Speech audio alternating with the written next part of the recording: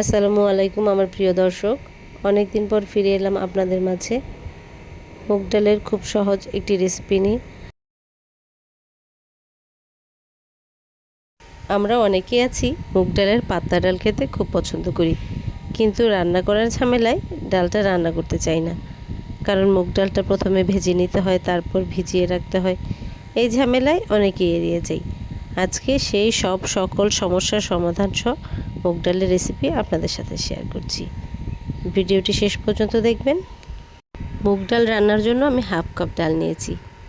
আপনারা আপনাদের পরিবারের সদস্য অনুযায়ী ডালটা নেবেন। এবার পর্যাপ্ত পানি দিয়ে ভিজিয়ে রাখবো।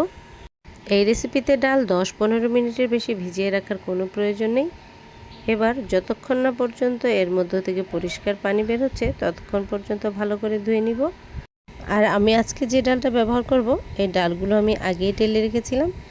আপনারা যখন বাজার থেকে ডাল নিয়ে আসবেন তারপরে সবগুলো ডাল ঢেলে রাখবেন, তাহলে ডালগুলো ভালো থাকবে, পোকায় কাটবে না।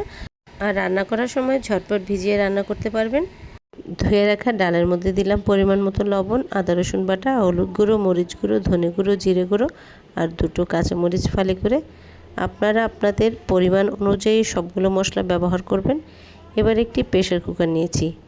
প্রেসার কুকারে মশলা সহ ডাল ঢেলে দিলাম। ডাল যেরকম পাতলা খাবেন সেই অনুযায়ী পানি ব্যবহার করবেন।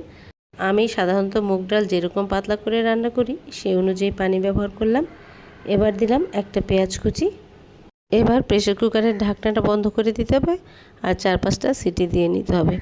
খুব বেশি সিটি দেওয়া যাবে না, কারণ মুগ ডালটা একটু দানা দানা থাকলেই খেতে ভালো লাগে। প্রেসার কুকারে মুগ ডাল খুব ঝটপট তাড়াতাড়ি রান্না করা যায়। ডাল হতে হতে এবার ডালের বাগারটা তৈরি করে নিচ্ছি। এজন্য আমি একটি প্যান নিয়েছি। প্যানে পরিমাণ মতো তেল দিয়ে দিলাম শুকনো মরিচ, রসুন কুচি আর পেঁয়াজ কুচি। এবার মরিচ, রসুন, পেঁয়াজ একটু লালচে হওয়া পর্যন্ত অপেক্ষা করব। এবার বাগারের মধ্যে ঢেলে দিব রান্না করা ডাল। বাগার দেওয়ার পর ডাল খুব বেশি সময় রান্না করবেন না, তাহলে বাগারের ঘ্রাণটাই চলে যাবে। ডাল রান্নার শেষ পর্যায়ে দিলাম ধনেপাতা কুচি আর একটু ভাজা জিরের গুঁড়ো। মুগ ডাল আপনারা সাধারণ হাঁড়িতেও রান্না করতে পারবেন, তবে সময়টা বেশি লাগবে। আজ এ পর্যন্তই, ফিরে আসবো নতুন কোনো রেসিপি নিয়ে। সবাইকে অনেক অনেক ধন্যবাদ।